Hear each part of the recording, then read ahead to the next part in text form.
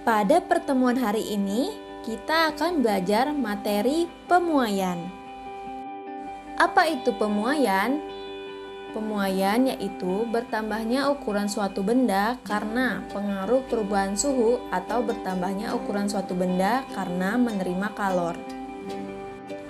Jenis-jenis pemuaian yaitu yang pertama adalah pemuaian zat padat yang nantinya akan dibagi lagi menjadi pemuaian panjang dan luas.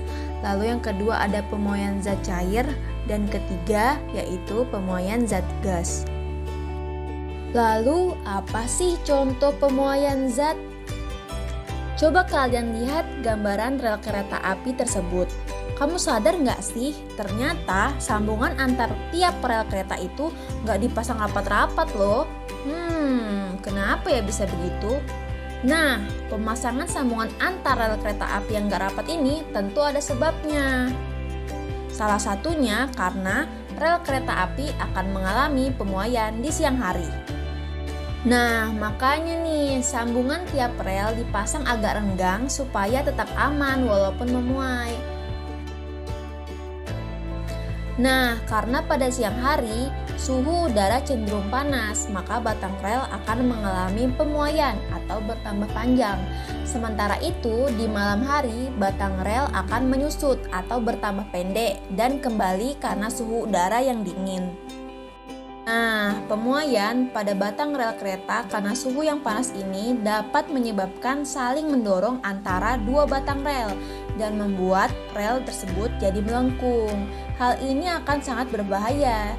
Bisa-bisa kereta akan keluar jalur saat melewatinya. Makanya nih, sambungan antar rel kereta dipasang agak renggang supaya ketika memuai, kedua batang rel nggak bakal bengkok.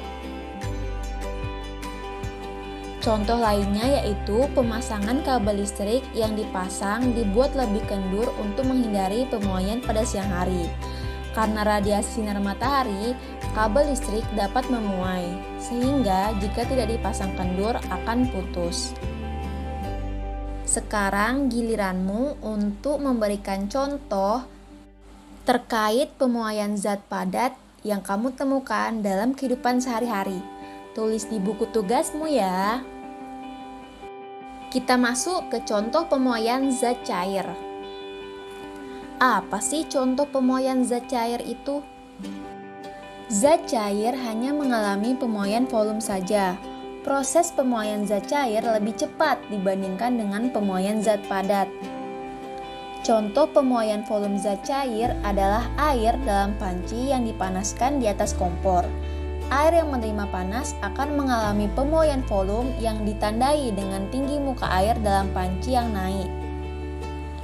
Pada umumnya, zat cair akan memuai bila dipanaskan dan menyusut bila didinginkan. Besarnya pemuaian dipengaruhi oleh koefisien muai volume yang bergantung pada jenis zat cair. Selanjutnya yaitu, apa sih contoh pemuaian zat gas? Terlihat di video ini ada balon udara yang sedang terbang. Pemuaian gas balon udara bisa terbang karena udara yang ada di dalam balon tersebut dipanaskan sehingga dapat memuai. Dengan begitu, masanya menjadi ringan sehingga balon tersebut dapat terbang. Jelas bahwa di sini udara atau zat gas yang memuai karena dipanaskan, sehingga balon udara disebut menggunakan konsep pemuaian gas.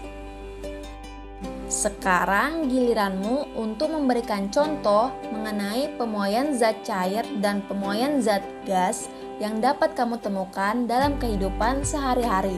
Jangan lupa dituliskan di dalam buku tugasmu ya. Hari ini pembelajaran kita sudah selesai.